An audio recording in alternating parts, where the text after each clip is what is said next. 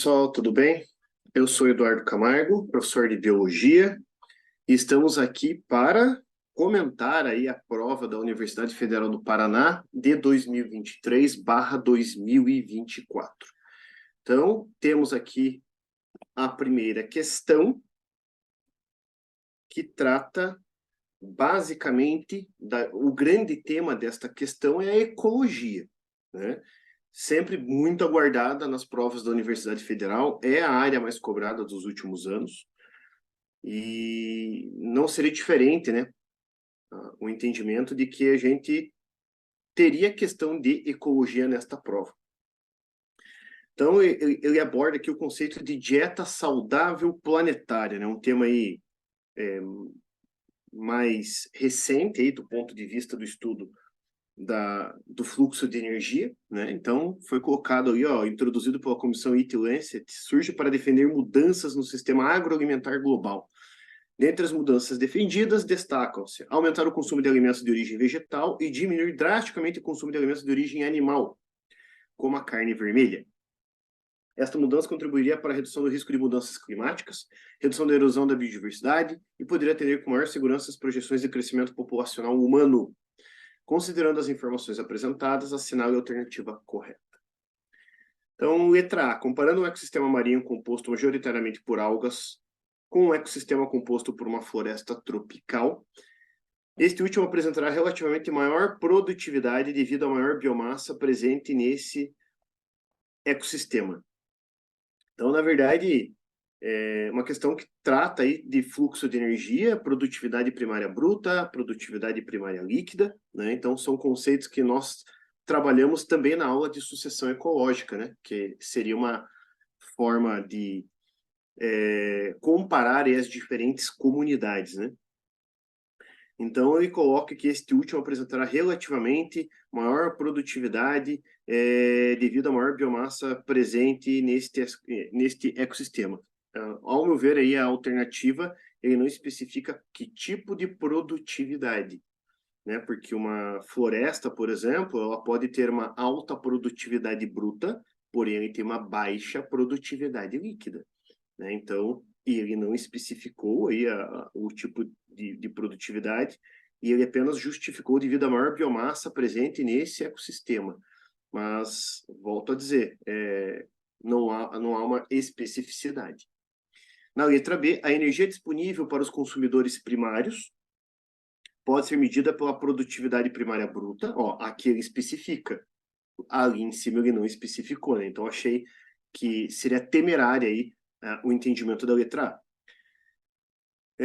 Então, a energia disponível para os consumidores primários pode ser medida pela produtividade primária bruta dos produtores, que se refere à taxa de absorção de energia luminosa captada por seres autotróficos em certo tempo.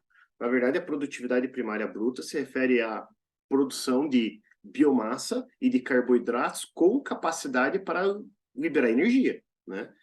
Então, o conceito aí tá equivocado aí na alternativa B. Na letra C, ele coloca aí como a correta: aumentar o consumo direto de vegetais irá reduzir a perda energética que ocorre na passagem para os níveis tróficos seguintes. Lembrem que as plantas, uma cadeia alimentar, devem ter a maior biomassa, né? E se elas têm maior biomassa, quem se alimenta da planta acaba pegando proporcionalmente uma quantidade maior de carboidratos disponíveis que um consumidor terciário ou quaternário, porque a energia diminui ao longo de uma cadeia alimentar. Tanto é que a gente aborda muito em aula o seguinte, que em uma cadeia alimentar o fluxo de energia é unidirecional, ou seja, ele flui dos produtores para os demais. Então, quem estiver mais próximo do consumo da planta, obviamente, vai ter acesso a maior quantidade de carboidratos que podem ser convertidos em energia. Então, essa é a primeira questão, questão 28, né? E é um tema bem legal, um tema atual, misturou conceitos aí que podem ser trabalhados na aula de fluxo de energia e de sucessão ecológica, tá? E dando uma olhadinha rápida nas letras D e E. Na letra D, uma das formas pelas quais o aumento no consumo de produtos de origem vegetal poderia impactar positivamente o meio ambiente é diminuir o sequestro de carbono. quanto mais planta, mais fotossíntese. Então, maior captação de CO2, maior o sequestro de carbono, né? E aqui ele falou em diminuir o sequestro de carbono. Isso não é uma alternativa para a contenção das mudanças climáticas, né? Você tem que aumentar aí o sequestro de carbono. E a letra E, a pecuária, apesar de contribuir para a emissão de gases que causam efeito estufa, possui alta produtividade, já que o herbívoro consegue aproveitar quase toda a energia contida nos vegetais, aumentando a quantidade de energia para o nível trófico seguinte. A quantidade de energia diminui ao longo de uma cadeia. E aqui falou que aumenta a quantidade de energia disponível para o nível trófico seguinte. Então, questão 28, resposta letra C. E penso eu aí que não temos nenhum tipo de problema com o gabarito desta questão. Próxima questão, 31. Ela diz assim: o fato de cloroplastos e mitocôndrias partilharem muitas similaridades, apesar de desempenharem funções distintas, sustenta a ideia de que essas duas organelas descendem de seres procarióticos que entraram em células nucleadas primitivas, né? Então essa é a teoria, ou como alguns chamam também de hipótese endossimbiótica, né? O primeiro tipo de mutualismo que aconteceu aí na história do planeta, pelo menos que se tem aí estudado. Considerando as informações apresentadas, assinale a alternativa que relaciona corretamente os termos ciclo de Krebs, coenzima A, clorofila, cloroplasto, fotossíntese, hipótese endossimbiótica e mitocôndrias ao diagrama apresentado a seguir. Então, uma questão aí de metabolismo energético misturado aí a aspectos da endossimbiose, tá? Então, vamos lá. O que a gente tem aqui?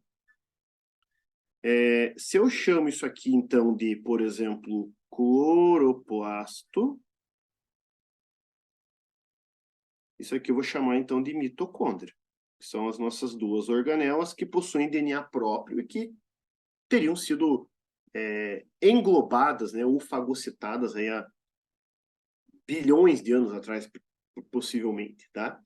Então, as duas estão sujeitas à hipótese endossimbiótica, né? Então, as duas como organelas que foram englobadas e foram mantidas, né? Justamente por serem energéticas.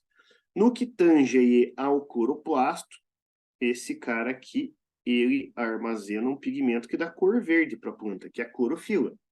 E a clorofila é um pigmento associado à absorção de energia luminosa necessária à ocorrência da fotossíntese. Se você olhar já a mitocôndria ela está associada ao processo de respiração celular, que é dividido em três grandes momentos, chamaremos assim. Glicólise, que ocorre fora da mitocôndria, é uma etapa anaeróbica, e aí dentro da mitocôndria seriam as etapas ciclo de Krebs e cadeia respiratória. Só que o que acontece? Quando a glicose ela é quebrada em piruvato, ou ácido pirúvico. Ok? Esse piruvato é uma molécula de caráter ácido com 3 carbonos. O que acontece?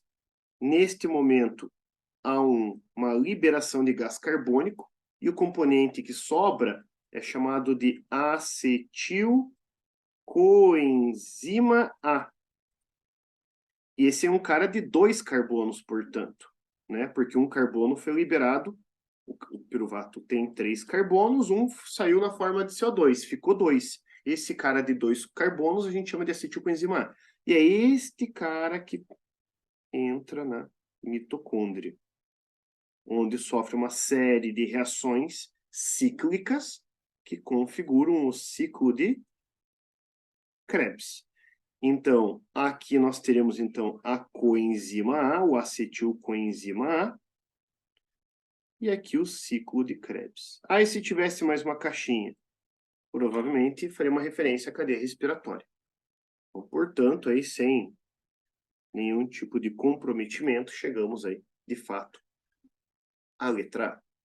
Ok? Então, o aluno deveria ter um pequeno domínio aí da parte bioquímica da respiração celular, mas algo bem superficial, tá? Nada muito aprofundado.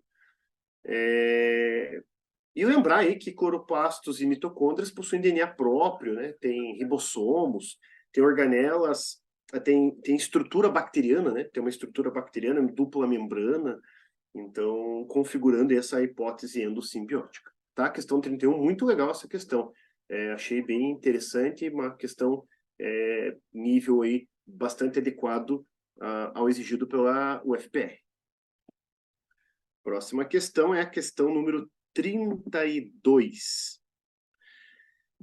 A forma como os animais obtêm e modificam o alimento para torná-lo acessível às células evoluiu de diversas formas de acordo com as diferentes necessidades dietéticas. Considerando essa informação, assinale a alternativa correta. Então, uma questão de zoologia, né? Uma questão de zoologia interessante, hein? Uma zoocomparada, vamos chamar assim. Então, letra A. Em animais que possuem um sistema digestório com duas aberturas, boca e ânus, então, por exemplo, nós temos boca e ânus. O processo de digestão é intracelular. No nosso caso, ocorre dentro de uma cavidade gástrica fora da célula. Então, é uma digestão extracelular. Então, cadê o probleminha desta primeira questão aqui, né? Aqui, ó. Deixa eu mudar aqui. Pegar uma marca-texto. O problema tá aqui, ó. Digestão intracelular. Não, a digestão é extracelular. Letra B. Animais que ingerem grandes quantidades de material vegetal possuem intestino subdividido em câmeras, onde ocorre a fermentação do alimento. Fermentação? Quem faz fermentação são fungos e bactérias e as nossas células musculares, e não uma cavidade gástrica. Talvez ele estaria falando em ruminante aqui, né? E os ruminantes têm um estômago tetrapartido, né? E não câmeras onde ocorre fermentação do alimento, né? Existem os ruminantes, onde ocorre a ruminação, né? Então, acredito que não há dúvida sobre onde teve aí o problema no entendimento da questão. Na letra C, grande parte da digestão das proteínas acontece na boca.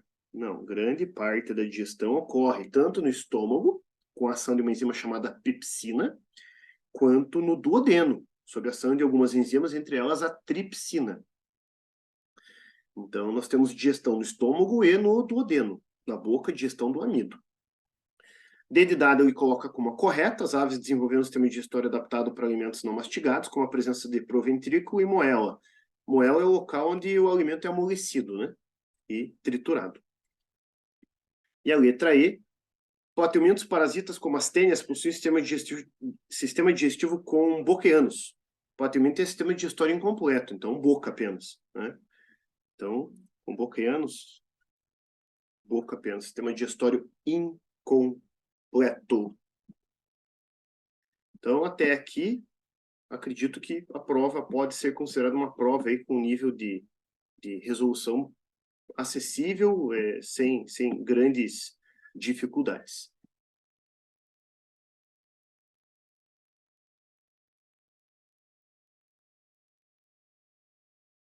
Estamos na questão 33 agora.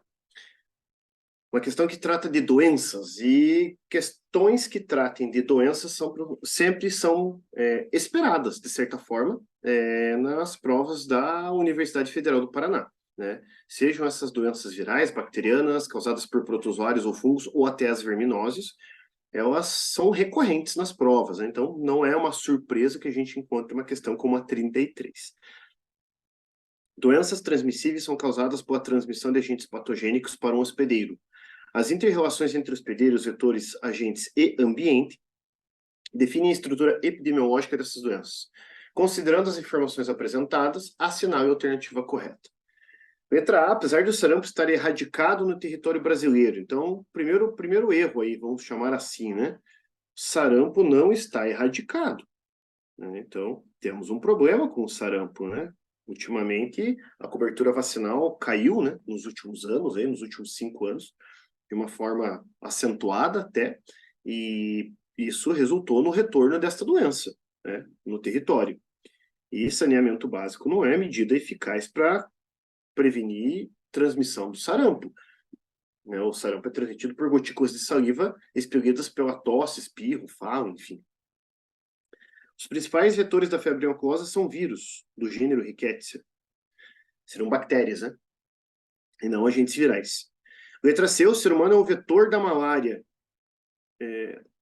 O vetor é o transmissor. a gente pode ser um reservatório de protozoários, mas nós não somos os transmissores. Os transmissores são os mosquitos do gênero Anopheles, a fêmea, né, no caso, que ela é hematófilo.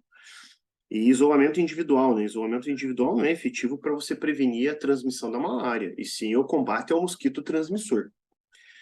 Letra D, a principal via de transmissão de AIDS HIV é a sexual, até que ok. Portanto, o uso de pílulas anticoncepcionais e DIU, dispositivo intrauterino, contribuem para a sua prevenção. Neste caso, o que a gente teria é um problema, né? Porque o HIV é uma doença em que o preservativo seria um método seguro para prevenção, né? Pílula anticoncepcional, ela previne gravidez, não a transmissão de ISTs ou DSTs, né? Então, letra E, né? Melhoria de condições ambientais como saneamento básico contribui para a prevenção da poliomielite causada pelo poliovírus. Saneamento básico, sim, porque pode ter contaminação, transmissão oral fecal, que nós chamamos para poliomielite ou paralisia infantil, né? Que é aquela do Zé Gotinha, da vacina aí que erradicou aí a polio do Brasil. Questão 34, mais uma aí, de certa forma relacionada à ecologia, né? Duas associadas à ecologia. A respeito de espécies nativas e espécies invasoras, é correto afirmar. Letra A. Introduzir mais espécies exóticas para aumentar a diversidade e competição no ecossistema é uma forma de erradicar espécies invasoras. Então, introduzir mais espécies exóticas para aumentar a diversidade é uma forma de erradicar espécies invasoras. As espécies exóticas podem ser as espécies invasoras, ok? E coloca como correta a letra B. Uma espécie nativa é aquela que se originou em um determinado ecossistema e coevoluiu com outras presentes nesse ambiente ao longo do tempo. Então, ela estava naquele local e coevoluiu com espécies também naquele local. Letra C. As espécies invasoras têm predadores naturais mais eficazes.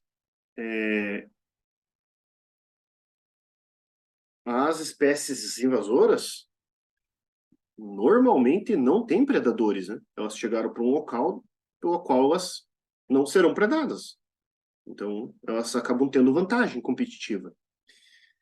Letra D, idade, espécies invasoras não competem por recursos com as espécies nativas. Falsa, né? Basta você olhar, por exemplo, a abelha africana, né? Que ganhou aí campo nas últimas décadas aqui no Brasil em relação às abelhas brasileiras. Então, elas competem, elas acabam matando as espécies locais ou na competição acabam eliminando aí as populações locais. E a letra E, a introdução de espécies invasoras leva ao aumento da frequência das espécies nativas. Na verdade, diminui, né?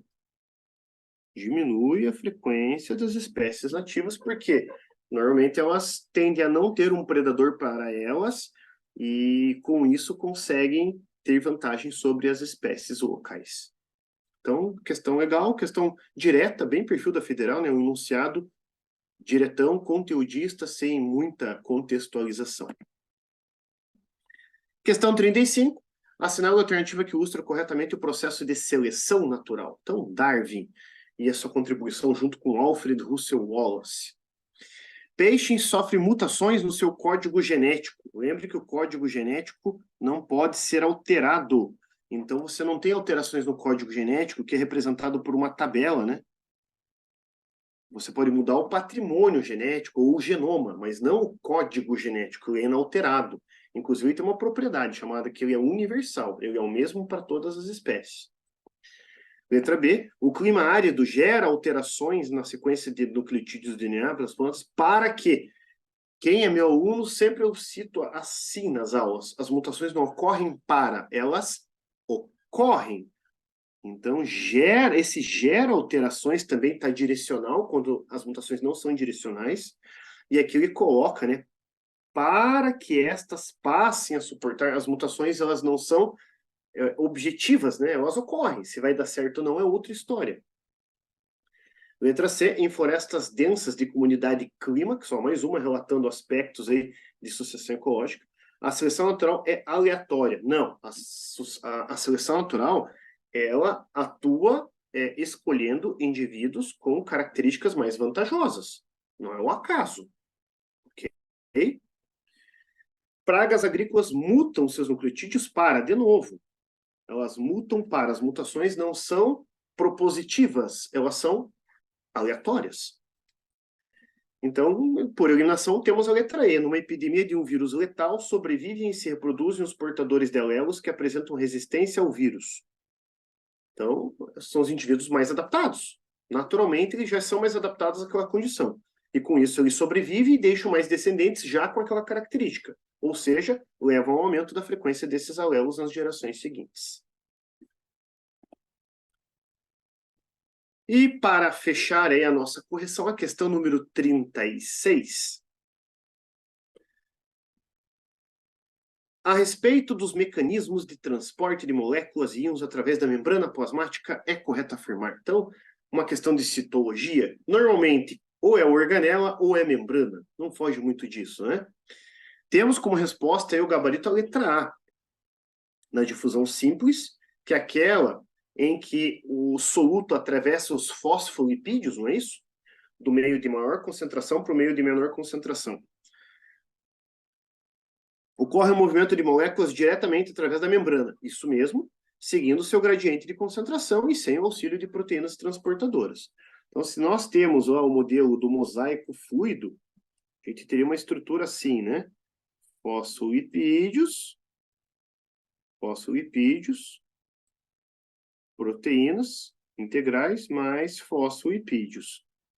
Se esse é o lado de maior concentração de solutos e esse é o lado de menor concentração de solutos, o que tende a acontecer com as partículas, né? Elas atravessam entre os lipídios da membrana do meio de maior concentração para o meio de menor concentração. Isso é difusão simples. Se essa passagem ocorresse por uma proteína de membrana, nós chamaríamos isso de difusão facilitada. Seja difusão simples como a difusão facilitada, os transportes não envolvem gasto energético, né? Então, isso é o beabá das regras de transporte por membrana. Letra B, está falando de endocitose. Voltando aqui. Endocitose. Vou pegar a marca-texto. A endocitose é um exemplo de transporte passivo. Não, é ativo. Tanto a fagocitose quanto a pinocitose são transportes que gastam energia. Transporte ativo. Letra C, a osmose é uma forma de transporte ativo? Não. A osmose é uma forma de transporte passivo e ocorre do meio de menor concentração de solutos para o meio de maior concentração de solutos. A bomba de sódio e potássio é exemplo de transporte passivo? Não. Ela gasta energia, porque ela transporta íons contra o gradiente de concentração, então envolve o uso de bombas, né? E gasto energético. E a letra E, difusão facilitada é um tipo de transporte ativo? Não, transporte passivo, porque ela ocorre ao seu favor, ao seu gradiente de concentração. Então, questões corrigidas, bem generalista, como a gente já espera da federal, com questões de citologia, de ecologia, de doenças, que já são questões esperadas nas provas desta universidade. Pessoal, então é isso. Espero ter ajudado vocês aí no entendimento das questões e estamos sempre disponíveis aí para ajudá-los no que for possível. Tá bom? Abraços, fui.